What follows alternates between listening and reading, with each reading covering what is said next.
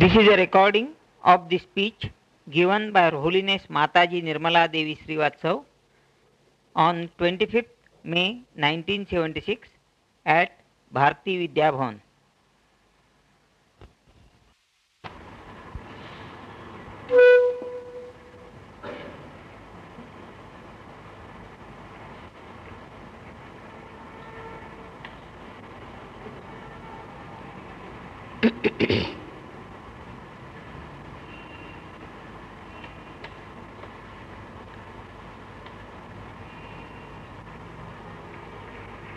हिंदी बोलने वाले कितने लोग हैं?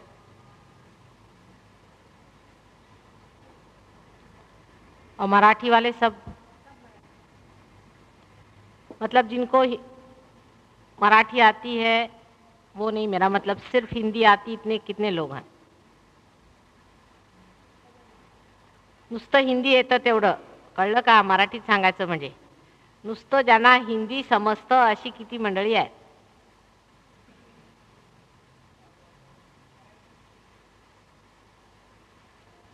आप लोग एक दो आदमी हैं, but I will speak in Marathi. Most of them understand Marathi, क्योंकि उस दिन मैं हिंदी में बोली थी. थोडंसं खाली करा, बस बरोबर येतंय. आवाज येतोय ना नीट? जरा खाली बस, नाही थोडंसं.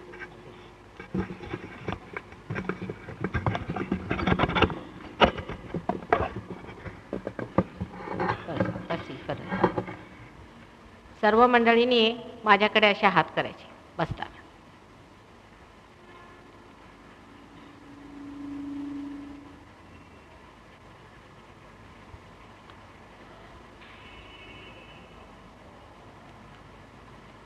सहजयोगाने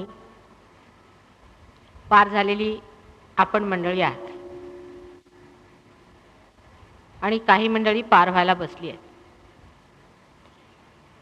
पैकी पुष्कळांना आता कुंडलिनी म्हणजे काय, कुंडलिनी योग म्हणजे काय, नानाविध चक्रे जी आपल्यामध्ये कार्यान्वित आहेत त्यांची नावे, त्यावर बसलेली अनेक देवता देवी यांच्याबद्दल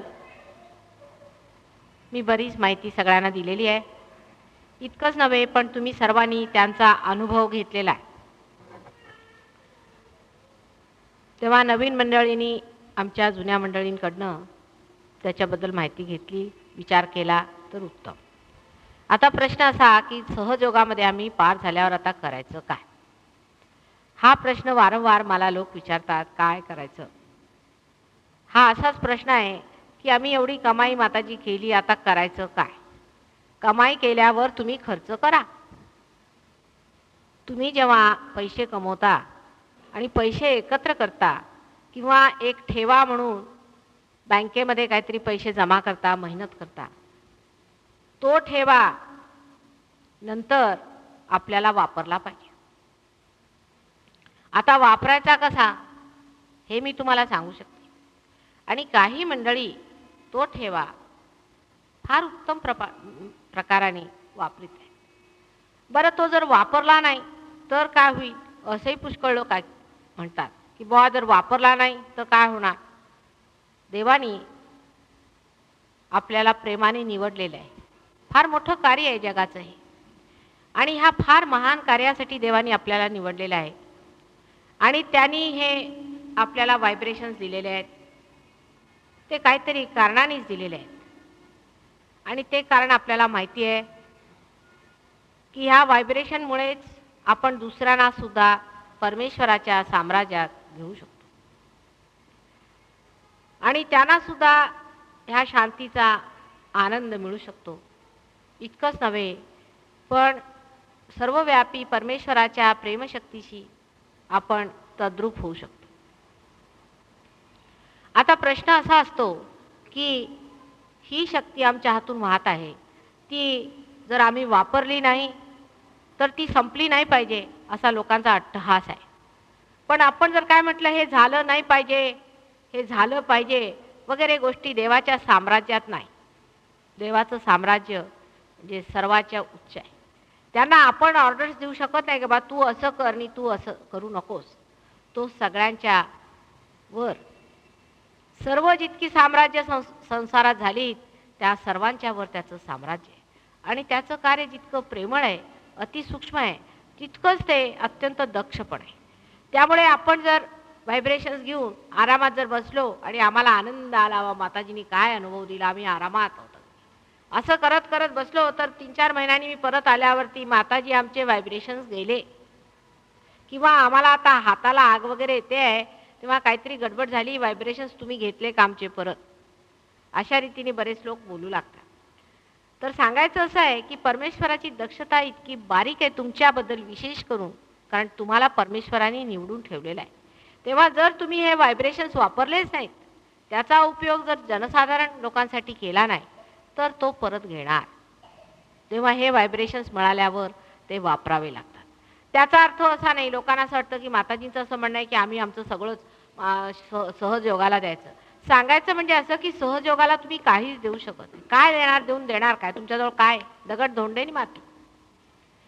सहजयोगाला तुम्ही देणार काहीच नाही, उलट दिल्याबरोबर तो वाढतो आणि तुमच्या आतून ती भयंकर शक्ती, प्रचंड शक्ती वाहत राहते. ती शक्ती एकदा व्हायला सुरुवात झाली म्हणजे तुम्हाला स्वतःची कल्पना येते की तुम्ही किती मोठे आहात, तुमच्यामध्ये केवढं मोठं सामर्थ्य परमेश्वराने दिलं आहे. पण त्याबद्दल मुळीच अहंकार होत नाही. आता आपल्याकडे अशी बरीच मंडळी आहेत ज्यांनी हजारो लोकांना बरं केलं असेल, पण त्याच्या डोक्यातही येत नाही की आम्ही यांना बरं केलं किंवा काय नाही. बरं केलं तर केलं, नाही केलं तर नाही केलं, त्याचं काही त्यांना हे नाही आहे. झालं तर झालं, होत नाही माताजी होत, हे हातातनं जाता येत नाही. काही कुणी असं म्हणत नाही की मी करतोय की माझ्या हातून होत आहे की मी असं केलं, किंवा कुणी असं म्हणत नाही. असा जो म्हणायला लागला तो गेला. ज्याला असं वाटलं की माझ्या हातून हे होत आहे तो कामातनं गेला. मग लोक असं म्हणतात की माताजी आमचे व्हायब्रेशन्स का हो गेले, मी इतक्या लोकांना बरं केलं, अमुक केलं. तर त्याला कारण असं की तुम्हाला असं वाटू लागलं की तुम्ही करता, मग तुम्ही आलात, तुम्हीच आहात म्हणूनच तर घोटाळा आहे सगळा. तुम्ही इथे जर डोक्यामध्ये इथे जर नसता अहंकाराच्या रूपाने किंवा प्रतिअहंकाराच्या रूपाने तर प्रश्नच नव्हता. तोच तर आम्ही बाजूला केला आहे, तुमचा तुम्हीपणा, आणि तो दूर केला म्हणूनच त्या परमेश्वराशी एकाकार झाला. जिथे तुम्ही आलात झालं.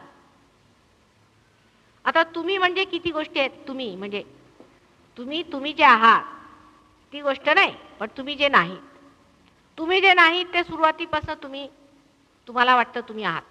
म्हणजे कसं काय, जन्मलात तुम्ही, आता एका घराण्यात जन्मला झालं, हे आमचे आईवडील इथून सुरू आहे.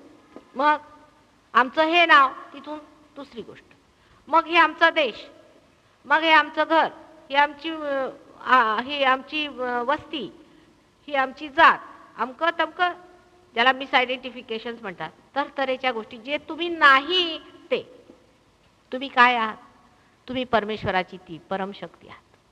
ही गोष्ट खरी आहे, तुम्ही तेच आहात. पण जोपर्यंत तुम्ही बाहेर आहात आणि सारखं मी अमका आहे, मी तमका आहे, ह्या जोपर्यंत गोष्टी आहेत तोपर्यंत ती शक्ती पूर्णपणे प्रकाशित होत नाही.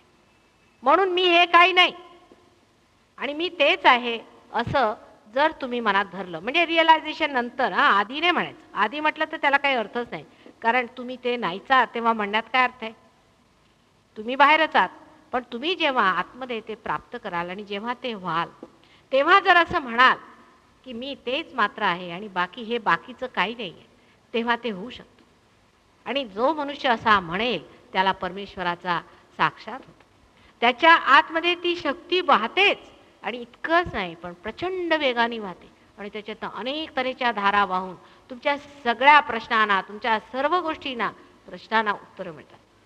आता पुष्कळांचं असं म्हणणं आहे की माताजी आम्ही बघा एवढं तुमच्याकडे आलो पण आमची गरिबी नाही गेली. असे आहेत पुष्कळ. आता हे बघा, तुम्ही माझ्याकडे आला, तो उपकार माझ्यावर किंवा देवावर नसतो. आपली जराशी दृष्टी बदलायला पाहिजे. आम्ही मुद्दामून वेळ करून इथे आलो, हे कोणी माझ्यावर उपकार केलेला नाही.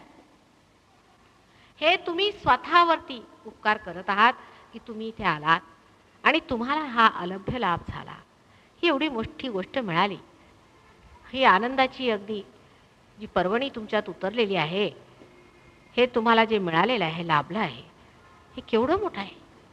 त्याच्यामध्ये तुम्ही देवावरती काही उपकार केलेले नाहीत, पण त्याचे अनेक उपकार आहेत, अनंत तुमच्यावरती उपकार आहेत की त्यांनी तुम्हाला हा एवढा मोठा प्रेमाचा साठा दिला.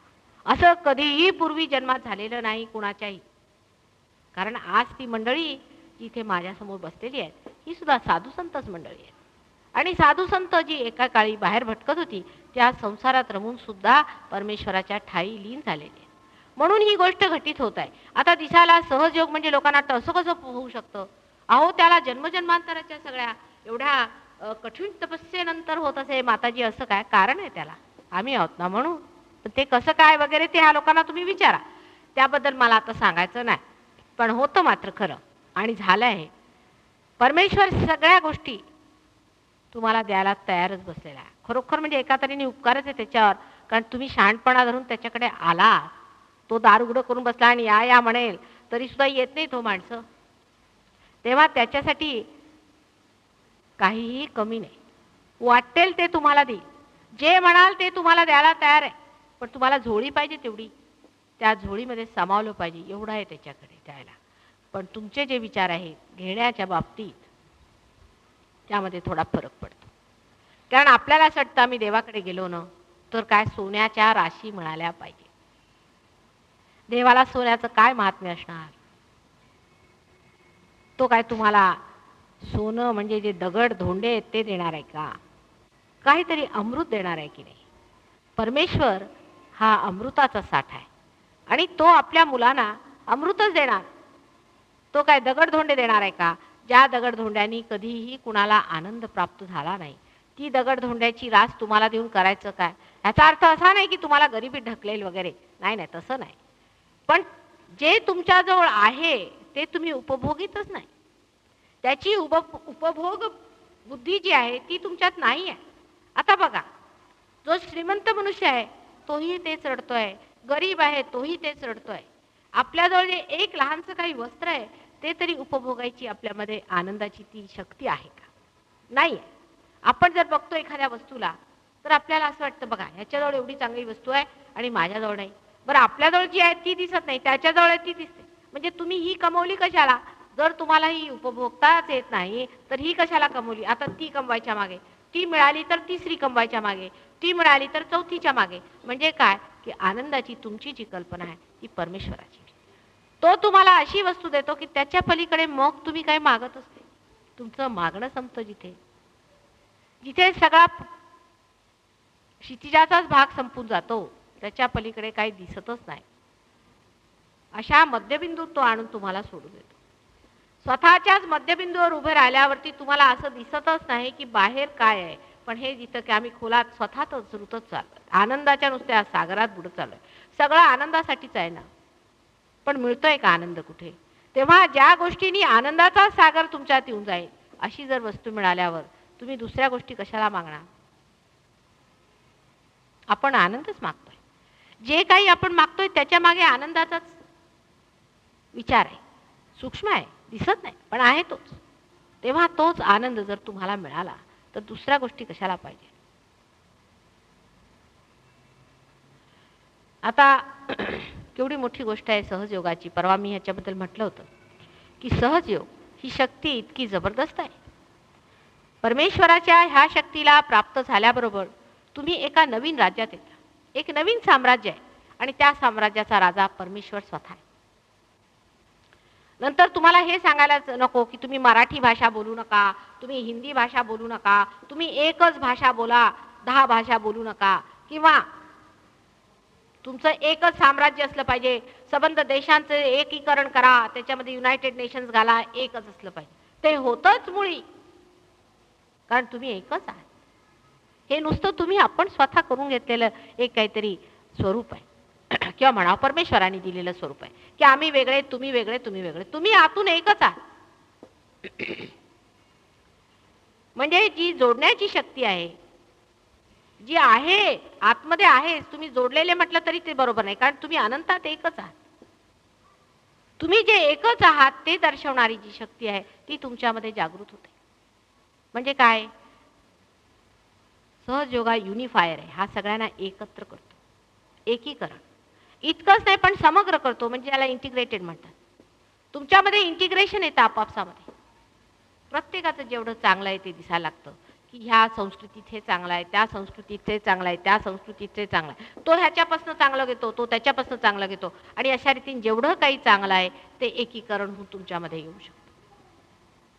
म्हणजे संबंध राष्ट्रांचे आज जे प्रश्न आहेत भांडणांचे, अमुक तमुक, हे सगळं निघून जातं आणि मनुष्य त्या स्थितीमध्ये येऊन उभा राहतो जिथे तो बघतो की मी आणि दुसरा आहे तो. अरे आम्ही सगळे एकच आहोत, म्हणजे आहोतच. माझं काय म्हणणं आहे, ह्याला असं म्हणा तुम्ही की सेल्फ ॲक्च्युलायझेशन, म्हणजे तो एक अनुभव होतो. ठीक आहे, लेक्चरबाजी नाही की बघा तुम्ही सगळे बंधू आहात, भगिनी आहात. अहो कसे काय, असं कसं म्हणता माताजी तुम्ही, असं कसं शक्य? ते बरोबर आहे म्हणणं की तुम्ही बंधू भगिनी आहात, असं वरून आमचं आरोपण करणं आर्टिफिशियली, याला काही अर्थ नाही.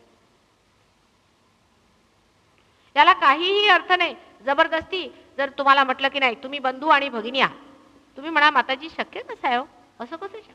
पण हे झाल्याबरोबर तुम्ही आहातच, बंधू भगिनी सगळं काय म्हणाल ते, म्हणजे ते रिलेशनशिपच वेगळं होऊन जातं, कारण तुम्ही वेगळे राहत नाही. ही शक्ती जेव्हा हातातनं वाहू लागते तेव्हा तुम्हाला दुसरा सहजच जाणवतो. हा कुठे आहे, ही कुठे आहे, त्या कुठे आहेत, कुठे त्यांचे अडकलं आहे, आणि सगळं लक्ष कुंडलिनीवर येतं. बाहेरचं लक्ष जातं की कोणची साडी नेसल्या, की कोणचे कपडे घातले. कुंडलिनी त्यांची कुठे अडकली पटकन लोक सांगतात.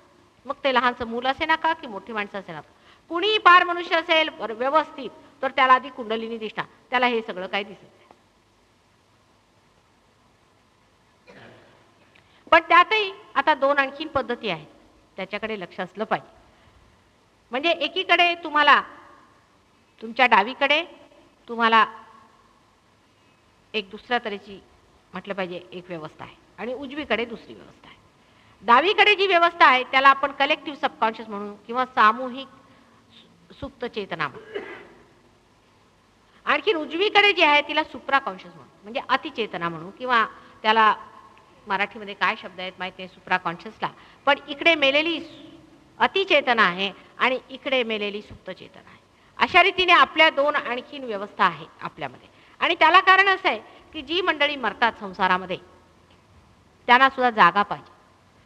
पैकी जी मंडळी अशी मेलेली आहेत की आळशी, काही कामाची नाही, ती ह्या बाजूला जातात. या बाजूला ती मंडळी जातात त्यांनी अतिकर्मीपणा केलेला आहे जगामध्ये, अमुक तमुक महत्वाकांक्षी लोक वगैरे ह्या बाजूला जातात. त्यातली बहुतेक मंडळी परलोकात जाऊन हळूहळू लहान होत जातात आणि त्या दिवसाची वाट बघत असतात जेव्हा त्यांना जन्म घ्यायचा असतो. त्यातली काही अशी थोर मंडळी असतात की ते आपले डिसिजन घेतात, स्वतः त्याचा निर्णय करतात की मी कधी जन्म घेऊ, कुठे जन्म घेऊ, कोण माझे आई वडील वगैरे. त्याबद्दल आता मी जास्त बोलणार नाही आज, पण आहे तसंही व्यवस्था असते. पण जी मंडळी फारच अतृप्त असतात, अशा ज्या अतृप्त आत्म्यांची जी एक समजा आजकाल तर कलियुगामध्ये फारच असे लोक आहेत, अशी त्यांची जी एक रांगच्या रांग लागलेली आहे ती सुद्धा मंडळी तुमच्या भावती आहेत आणि ते अगदी तुमच्या जवळपास असतात. तेव्हा जो मनुष्य ह्या किंवा ह्या बाजूला एका मर्यादेच्या बाहेर गेला, करू शकतात लोक, आजकाल हे जे गुरु लोक करतायत ते हेच धंदे करतात, इकडे तरी ढकलतात किंवा इकडे तरी ढकलतात. या किंवा ह्या बाजूला जर तो अतिमध्ये जरासा गेला की तो तिकडे तरी ढकलला जातो किंवा इकडे तरी ढकलला जातो. तेव्हा त्यातली एखादी व्यक्ती ती तुमच्यात येते. आता महेश योगी आहेत ते हे करतात, ते उजव्या बाजूला ढकलतात. उजव्या बाजूला तुम्ही गेल्याबरोबर काय होणार की अति महत्वाकांक्षी मेलेले लोक जे अतृप्त आहेत आत्मे ते तुमच्यात येतात. ते तुम्हाला म्हणजे त्यांनी त्यांची नावं देवाची ठेवलेली आहेत. म्हणजे बघा हुशारी किती, त्यांची नावं देवाची ठेवली आहेत. तुम्हाला सांगितलं तुम्हाला कोण शिवाचं आहे ना, शिवाचं नाव घ्या. तुम्हाला कोणाचं रामाचं आहे ना, रामाचं नाव घ्या. आता तुम्हाला वाटेल आम्ही देवाचंच नाव घेतोय, पण असा विचार केला पाहिजे की देव तुम्हाला हाक मारून यायला काही तुमचा नौकर नाही. तुम्हाला काय अधिकार आहे त्याला बोलवण्याचा? तेव्हा कुणीतरी नौकरच पद्धतीचा मनुष्य येणार किंवा जो तुमच्या खाली येऊ इच्छितो किंवा तुमच्यावरती येऊ इच्छितो. तर हे जे लोक आहेत सुप्राकॉन्शियसची ही मंडळी आली तुमच्या, आल्याबरोबर सगळं काही बदललं. तुमचा ब्लड काउंट बदलणार, तुमच्या पद्धती बदलणार, कारण त्यांनी तुमचा चार्ज घेतलेला आहे. तुमच्या शरीरातच फरक येऊ लागतो. मुळे उलट तुम्ही अत्यंत डायनामिक होता. तुमच्यामधनं भयंकर असे असे विचार येतील की तुम्हाला आश्चर्य वाटेल कुठून विचार येतात. समजा एखादा मनुष्य असला, त्याला अगदी काही अक्षर माहीत नसेल संस्कृत, त्याच्यामध्ये एक संस्कृतचा मनुष्य आणून बसवला तो संस्कृतात श्लोक म्हणू लागेल. आमच्या ह्याच्यातच एक बाई आल्या होत्या, त्या नुसत्या साधारण त्यांना बाई म्हणजे भांडी घासणाऱ्या बाई होत्या, घाटीण बाई, आणि त्या संस्कृतात बोलू लागल्या. पुष्कळांनी ऐकलेलं आहे. तेव्हा असं घटित होऊ शकतं. आणि त्याच्यात मग माणसांना असं वाटतं वा आम्ही केवढे मोठे झालो, आमच्यामध्ये हे आलं ते आलं. पण 4-5 वर्षानंतर मग त्या लोकांची स्थिती अशी होती की लटलट लटलट हातपाय कापतायत. फार तर फार 4-5 वर्ष अशा लोकांचं आयुष्य असतं. आणि त्याच्यानंतर ते जिवंत सुद्धा राहणं त्यांना कठीण. मग बिछाण्यासारखे बसून हलत असतात, कारण सगळीकडे परमेश्वराचं साम्राज्य आहे. त्याच्यासमोर ते फेस करू शकत नाही. ही भूतं एकदा अंगातनं गेली की संपलं, आणि अंगात असली तरी संपलं, कारण त्यांच्याही शक्त्या संपतात, ती ह्यांच्या शक्त्या संपतात. अशी स्थिती घडते. मग ह्या लोकांना काही पर्वा नाही, कारण त्यांनी आपले पैसे बघाळलेले. आता दुसऱ्या साईडला बघा, अशी माणसं महाआळशी, घाणेरडी कामं करणारी अशी तशी इकडे ती तुमच्यात घालतात. ते तुम्हाला घाणेरडे कामं शिकवतील. म्हणजे स्मगलिंग करा, अमक करा, तुम्हाला वाटेल काय पैसे मिळतात, वा सगळीकडे देव आमचं काम करतोय. तिथे मी गेलो, एवढं स्मगलिंग केलं, पैसे मिळाले. तिकडे मी अमक्याला एवढं हे केलं, चाट केलं, तर तो तिकडे ठीक झाला. मी त्याचे गळे कापले तरी पत्ता नाही झाला. कुणाला मारायचं असलं तरी मारतात सुद्धा हे लोक. वाटेल ते करतील घाणेरडी काम. बरं, ह्या गुरु लोकांचं काय, तुम्हाला कधी रागवणार नाही. वा वा, तुम्ही अगदी सगळी संत, फार चांगली मंडळी, स्मगलिंग केलं काय हरकत नाही, मला त्याच्यातलं गबाड आणून द्या म्हणजे झालं. एखादी बाई घाणेरडी वेश्या असली तरी चालेल, काय हरकत नाही, तू देवीच आहेस. पण एवढंच आहे की तू जे काही कमवलेलं आहेस त्यातलं माझ्या चरणावरती जशी श्रद्धा असेल तशी आणून तू घाल. ते घातलं म्हणजे गुरु महाराज खुश, मग तुमच्या गळ्यात आम्ही हार घालतो. बाकी काय नाही, आमचा तुमचा संबंध एक आहे. आम्ही गुरु, तुम्ही संत. फक्त संबंध एवढा की तुम्ही जेवढी कमाई केली त्यातले इन्कम टॅक्स आम्हाला आणून घाला, तिकडे गव्हर्नमेंटला कशाला द्यायचे. आता असं केल्यावर थोड्या दिवसांनी पाहिलं की तो मनुष्य पकडला गेला, की त्याने जाऊन मग माझ्याकडे, माताजी आम्हाला सोडा. म्हटलं हे बघा, तुम्ही केलं कशाला असं, तुम्ही गुरु आहेत ना तुमचे, मग असं कसं केलं, तुमचे गुरु आहेत म्हणजे काय, तुम्ही हे ठेवलंय कशाला, हा गुरु ठेवला कशाला, तुम्ही काय कामासाठी ठेवलेला आहे, तो तुमची खुशामत करतो, तो गुरु कसला आला, त्यांनी तुम्हाला सांगितलं नाही का की हे धंदे करू नकोस म्हणून. जो तुम्हाला कधीही सांगत नाही तो गुरु तुम्ही ठेवायचा कशाला. नाही, आम्ही म्हटलं सहज की सगळ्यांनी ठेवलंय तर आम्ही ठेवून घेतलं, तसं काही नाही, आम्ही काही केलं नाही, फक्त आम्ही त्याच्या पायावर गेलो होतो. आता हे मस्तक देवानी तुमचं केलेलं आहे माणसाचं, केवढं मोठं आहे हे मस्तक माहिती आहे का आपल्याला. हे मस्तक आपण जानवराच्या स्थितीतनं आज मनुष्याच्या स्थितीला आणलंय, ते कसं इव्होल्युशनरी स्टेजेसमध्ये आणलंय ते सांगायला नको. ते मस्तक आपण असं वर केलेलं आहे, ते अशा घाणेरड्या माणसांच्या ह्याच्यावरती तुम्ही टेकल्याबरोबर हे मात्र परमेश्वर कधीही तुम्हाला क्षमा करू शकत. म्हणजे अशा घाणेरड्या गुरुजींच्या मागे जर तुम्ही धावलेले असाल आणि हे मस्तक जर तिथे टेकलेलं असेल तर परमेश्वर तुम्हाला क्षमा करू शकत नाही. बाकी सहजयोगात तुमचे सगळे पाप क्षमा करतो, हे मी पाहिलेले. मी जर बसले असले समोर तर हजारो माणसं पार होतात. अशी माणसं ज्याला लोक म्हणतात की का असा मनुष्य आहे तसा मनुष्य, काय हरकत नाही, चला क्षमा केली, सगळं क्षमा होतं. एवढा मोठा आहे तो, पण हे मात्र तो क्षमा करत नाही. म्हणून कुणी गुरुचा मनुष्य आला की मी म्हणते बघ तू त्या गुरुकडे जा बाबा, मला तू क्षमा कर. कारण ते 3-3, 4-4 वर्ष आम्ही डोकं फोडायला तयार नाही त्याच्या. बरं, तिकडे गुरु सोडायला तो तयार नाही, म्हणजे त्याला असं विचारलं तुला दिलं काय गुरुनी, काही नाही तसे, म्हणजे असं तसं काही नाही. पण आता असं आहे की आम्ही गुरूंचा फोटो बिटो ठेवलेला आहे आणि हे. अरे पण तुम्ही फोटो ठेवला त्याने तुमच्यात काही फरक आला का. आता खरे गुरु म्हणजे लाखात एक असतात. आपले महाराष्ट्रामध्ये पुष्कळ उत्तम गुरु झालेले आहेत, म्हणजे आपण खरोखरच काहीतरी विशेषच आहोत असं म्हटलं पाहिजे. महाराष्ट्र भूमीमध्ये काहीतरी आहे, किंवा असंही म्हणता येईल की नुसता चिखल होता म्हणूनच इथे कमळं आली असती.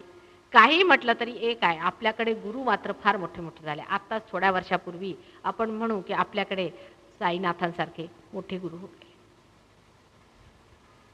त्याबद्दल शंकाच आहे. ते साक्षात दत्तात्रयांचे अवतार होते ह्याबद्दल शंकाच आहे. साक्षात त्यांनी अवतरण घेतलं होतं ह्याबद्दल शंका नाही. ते मुसलमान असोत किंवा कुणी असोत, ते कोण होते ते तुम्ही ओळखलं हे विशेष. पण त्याच्यानंतर तुम्ही ती देवळं उभी केली बघा, तिथे ते असे ते मोठ्या पोटाचे पुजारी लावले, आणि ते तिथे कसे तिथे पूजा करणार, त्यांना काय अधिकार आहे, कोण होतात ते पुजारी. मग त्यांच्यासमोर येऊन तुम्ही पैशाच्या राशी ओतल्या म्हणजे हे काय. त्यांनी काय सांगितलेलं आहे, त्यातलं काही जरी केलं नाही, नुसतं जाऊन त्या देवळामध्ये बसले, हो साईबाबांनी आमची कामं केली. अहो ते करतातच, ते आहेतच मुळी दयाळू, त्यांच्या शरणी गेलं म्हणजे करतात, तुमची कामं करतात एवढं. पण तुम्ही काय करता त्यांच्यासाठी. उलट त्यांची नावं घेऊन घेऊन ते रागवलेले आहेत तुमच्यावर. मी पुष्कळ साईनाथांचे शिष्य पाहिले, त्यांना मला उलट म्हणावं लागतं की बा ह्यांना क्षमा करावं, यांना माहिती नव्हतं. त्यांचं नाव सुद्धा घेण्याची आपली पात्रता नाही, खरं सांगायचं. एवढी मोठी माणसं आहेत ती. माझं नाव दुसरं आहे, मी म्हणजे आईच आहे, माझं नाव किती घेतलं तरी हरकत नाही, मी काय रागवत नाही लवकर. पण त्यांचं नाव घ्यायचं, त्यांच्याकडे डोळा सुद्धा वर करायचा म्हणजे केवढी मोठी गोष्ट आहे. अशी मोठी मोठी मंडळी आपल्या इथे झालेली आहेत. तर तेव्हा जेव्हा ते जिवंत राहिले तेव्हा त्यांना छळ आपण छळलेला आहे, हे मान्य केलं पाहिजे. बरं झालं, जे झालं ते लोक नाही. पण आता सुद्धा आपण कसे वागतो, त्यांच्या ह्याला धरून वागतोय का? ह्या महाराष्ट्रातच जिथे अशी साधू संत मंडळी झालेली आहे, शिवसेना म्हणून एक वस्तू उभी, आमके उभे तमके उभे, म्हणजे असल्या तऱ्हेचे घाणेरडेपणाच्या गोष्टी आपण आता करायला सुरुवात केलेली आहे. म्हणजे काय, माझं म्हणणं असं आहे की ह्याच्यात पॉलिटिकल काही गोष्ट नाही, पण कुणाशी हेवा देवा करणं, कुणाविषयी वाईट विचार करणं किंवा कोणालाही आपल्यापेक्षा कमी लेखणं किंवा उच्च लेखणं वगैरे वगैरे गोष्टी साई भक्तांना केलं नाही पाहिजे. बाकी त्यांना करू देत, पण तुम्ही साईबाबांच्या घरात फोटो ठेवून आणखीन हिंदू मुसलमान वेगळे आहेत असा प्रचार करू शकत नाही. कबूल, मुसलमान वाईट, त्यांनी अमुक त्रास दिला, कबूल, हिंदू वाईट, त्यांनी असा त्रास दिला, कबूल. पण त्यांचा जेव्हा तुम्ही फोटो केला तेव्हा तुम्ही कुठे आहात? तुम्ही कुठे आहात? तुम्ही त्यांच्या चरणाशी आहात. तेव्हा साईनाथांचे जर तुम्ही शिष्य आहात, तसे तुम्ही कुणी काय केलं तरी चालेल, पण साईनाथांचे तुम्ही शिष्य आहात तर तुम्ही मात्र सगळे एक आहात. मग तुम्हाला असा दुजाभाव नसला पाहिजे. ही अगदी साधी गोष्ट आहे. त्यांनी स्वतः सांगितलंय कोणत्याही धर्माची निंदा करणं हे महापाप आहे. अशी किती मंडळी आहे? बरं, तुम्ही कोण मोठे धर्माचे आले? तुम्हाला धर्मातलं काय कळतंय अजून? अहो, तुम्ही गणपती देऊळ बांधलं म्हणून मोठे धार्मिक झाला का? तो गणपती नाही तिथे, ते तरी कळतंय का तुम्हाला? तेव्हा आधी धर्म म्हणजे काय हे सुद्धा सहजयोगानेच लक्षात. धर्म म्हणजे काय, धर्मामध्ये मनुष्याला काय प्राप्त होतं, धर्माने कसं जाणायचं, कुठे आहे ते. साईनाथ मोठे होते, पण मी असं म्हणेन की आताचे हे सारे शंकराचार्य मी बघितले, एक सुद्धा पार नाही. एक सुद्धा शंकराचार्य, आधी शंकराचार्यांची गोष्ट बघली, ते आणि साईनाथ एक आहेत, पण बाकी आजकालचे एकही नाहीत. मोठे ते पोप आहेत, ते मुळीच पार नाहीत. नाहीत म्हणजे नाही, आता आम्ही तरी त्याला काय करणार? आता तुम्ही त्यांना पोप करा, नाही तर आणखीन काहीतरी नाव द्या, पण नाही म्हणजे नाही, त्याला काही इलाज नाही करणार, आम्ही बघून सांग. आणि जे तिथे आहेत ते सगळे एकच आहेत, त्यांच्यात काही फरक नाही. ख्रिस्तानी सांगितलंय, those who are not against me are with me, म्हणजे केवढं मोठं त्यांनी अगदी आधी सांगून ठेवलेलं आहे. पण ह्या ख्रिस्ती लोकांना समजेल का? त्यांना जर मी सांगितलं हे, ते म्हटलं नाही, म्हणजे त्याचा अर्थ असा की जे ख्रिश्चन आहेत, हे कोण ख्रिश्चन करणारे, ह्यांना काय अधिकार आहे ख्रिस्तानी दिलेला? उलट ख्रिस्तांच्यावरती जेवढा रागवलेला आहे तेवढा तुमच्यावरती नाही रागवला. हे असे गोंधळ आहेत धर्माचे. तेव्हा धर्माच्या नावात सुद्धा इतका गोंधळ झालेला आहे, लोकांचा धर्मावरनं विश्वास उठलेला आहे, सगळं कबूल आहे. पण आज सहज धर्म जर तुमच्यात आला, जर तुमच्यामध्ये सहज धर्म आला, तर तुमच्या लक्षात येईल की धर्म हा शाश्वत सनातन प्रत्येकामध्ये वास करतोय, प्रत्येकामध्ये तो आहे. इतकंच नाही, पण साऱ्या संसारात त्याचं राज्य चाललेलं आहे. पण त्याच्यासाठी धर्मा पलीकडे उतरावं लागतं, धर्मातीत व्हावं लागतं, आणि ती दशा फार सहज येते, अगदी सहज. त्याच्यात तुम्हाला काही करणं नको, त्याच्यात तुम्हाला काही बोलणं नको, ते आपोआप परमेश्वर साक्षात तुमच्या हातात द्यायला तयार आहे. आणि केवढी मोठी गोष्ट आहे. आंतरराष्ट्रीय वगैरे वगैरे जे आपण गोष्टी करतो, ते अंतःकरण जर झालं तर एकदमच फरक येऊन जातो. आता तुमच्यासारखे लंडनलाही पुष्कळ आहेत मुलं माझी, अमेरिकेला पुष्कळ मुलं आहेत, ते येतील, आता भेटाल तुम्ही सगळ्यांना. सगळ्यांच्या भाषा व्हायब्रेशन्सच्या, दुसरी भाषा कशाला एस्टॅब्लिश करायची? व्हायब्रेशनची भाषा आल्यावरती दुसरी भाषा कशाला? आमचा मोरेश्वर आहे, त्यालाही ती भाषा येते, तिकडे इंग्लंडचा तो इंग्लिश मुलगा आहे, त्यालाही ती भाषा येते, आणि अमेरिकेतला असला तरी त्याला ती भाषा येते. पटकन सांगेल, हे बोट आहे बघा माताजी, आणि बरोबर दिसेल इथे धरलेलं आहे. इतकं त्याचं सायन्स आहे. पण सायन्सच्या लोकांना जर तुम्ही म्हटलं की प्रेम काय आहे, तर ते त्यांना समजायचं नाही. चांगुलपणा काय आहे ते समजायचं नाही. तुमची लज्जा म्हणून शब्द काय आहे ते त्यांना समजायचं नाही. तेव्हा त्यांना नुसतं दगडधोंडे समजतं. माणसं समजून सांगायची फार कठीण काम. पण जेव्हा कॅन्सर सारखा आता रोग डोक्यावरून बसलेला, आणि मी आज परत सांगते की सहजयोगाशिवाय कॅन्सर ठीक होणार नाही, शक्य नाही. मग येतील म्हणून हे कॅन्सर काढला देवानी की जा. त्याच्याशिवाय लोकांना समजत नाही, हो करता काय. आता काय काय सहजयोगाचे लाभ आहेत त्याचा तुम्हीच आता आढावा घ्या. आणि मी बरंच तुम्हाला सगळं समजावून सांगितलेलं आहे. थोडंसं ध्यानात जाऊया. ही नवीन मंडळी आली, ध्यानात ढकलून टाका, पार करून टाका आणि मग बघा. पण सहजयोगामध्ये असं नाही की आज झालं ना, हो आता जाऊया कधीतरी, तसं नाही. सहजयोगाचा मजा उचलायचा असला तर ह्याच्या साम्राज्यात यायला पाहिजे आणि मजेमध्ये मग इथला बाजार केला पाहिजे. हे असं आहे की मुंबईत येऊन तुम्ही जेव्हा इथे राहणार नाही तर मुंबईची मजा काय माहिती तुम्हाला. तसंच आहे, त्याच्यामध्ये स्थावर झालं पाहिजे. आमच्याकडे मंडळींनी बरीच प्रगती केलेली आहे. आणखीन साधारण लोकांनी सुद्धा केलेली आहे. आता आज अशा गोष्टी निघाल्या, मंडळी असे म्हणाले काही की अहो म्हणे तुमचं असं सर्वसाधारण लोकांच्यामध्ये ही मोठी मंडळी कशी येणार. म्हटलं मुळीच येऊ नये. जी मंडळी आपल्याला एवढी स्नॉबिश समजतात, ती मोठी समजतात, त्यांच्यासाठी आमचा सहजयोग नाही. यायचं असेल तर इथे येऊन बसा. इथे एक जर कोळी असला किंवा एक जर राजा असला किंवा एक जर मैतर असला किंवा एक जर मोठा भारी तुमचा ऑफिसर असला, सगळ्यांनी देवाच्या समोर जर एक व्हायचं असलं तरच सहयोग मिळणार. काय फुकटा द्यायला आम्ही बसलेलो नाही. तुम्हाला अशी स्वतःविषयी फार घमेंड असेल, तुमच्या बंगल्यात येऊन आम्ही द्यायला तयार नाही. असेल तर बसा. तेव्हा ते म्हणाले की मंडळींना म्हटलं नको येऊ देत, अशी मंडळी घेऊन मला करायची काय. ज्या लोकांच्या डोक्यामध्ये असे शूद्र विचार आहेत, हे शूद्र आहेत की हे शूद्र आहेत. शूद्र ती मंडळी, शूद्र हे नाही ज्यांनी मिळवलेलं आहे. आज लोक त्यांच्या पायावर येणार आहे, तुमच्या येणार आहे. आणि मी त्यांना बरं स्पष्ट शब्दात सांगितलं की अशा लोकांना आमचा सहयोगाचा काही लाभ होणार नाही. त्यांना म्हणा असं तुम्ही बसा आपल्या मोटार गाड्या सांभाळ. म्हणजे मी काय श्रीमंताच्या विरोधात नाही, अशातली गोष्ट नाही. पुष्कळशे असे श्रीमंत आहेत की ते इथे येऊन बसतात आणि म्हणतात माताजी आम्हाला द्या. पण हे की आम्ही मोठे आहोत, बसा. असल्या विचित्र कल्पना घेऊन सुद्धा पुष्कळ लोक इथे येतात. तेव्हा तुम्ही शहाणपणा धरा. शहाणपणा धरला पाहिजे. शहाणपणा हा फार मुश्किलीने येतो, मूर्खपणा फार लवकर येतो. तेव्हा आपल्यामध्ये शहाणपणा धरा. मी आई आहे, मी तुमचा मूर्खपणा किंवा तुमचं जे वाईटपणा आहे त्याला अगदी सांगणार की हे करू नका, ते तुमच्या भल्यासाठी आहे. मी काय गुरुबिरू नाही आहे, मला तुमच्याकडनं काही नको. फक्त एवढंच की तुमचं भलं आणि कल्याण झालं पाहिजे. तुमच्या हितासाठी ते चांगलं आहे ती मी सांगणार, त्याबद्दल वाईट वाटून घ्यायचं नाही. आता नवीन मंडळी आली आहे त्यांना मी सांगते, कोणीही वाईट वाटून घेतलं तर गेले ते कामातून, व्हायब्रेशन जाणार. मी काढत नाही. हा हा हो का झाले तर कसं आहे तब्येत येतात का थंड बिंड काय हातात आयला लागले. झालं आता कसलं काय उत्तम. डॉक्टर्सना सुद्धा सगळं पॅरासिम्पथॅटिक आहे आमचं. कंट्रोल ऑफ द पॅरासिम्पथॅटिक आहे. आले ना थंड हातात immediately now you doctors have to come out. कारण डॉक्टर्स लोकांची डोकी म्हणजे खोकी करून ठेवलेली आहेत. कुणी ऐकायला तयार नाही हो.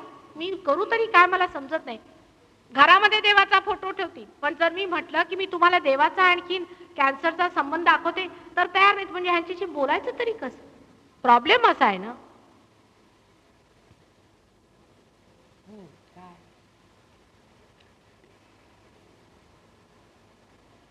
आता जी मंडळी पार नाही झालेली त्यांनी हात असा करा आणि जी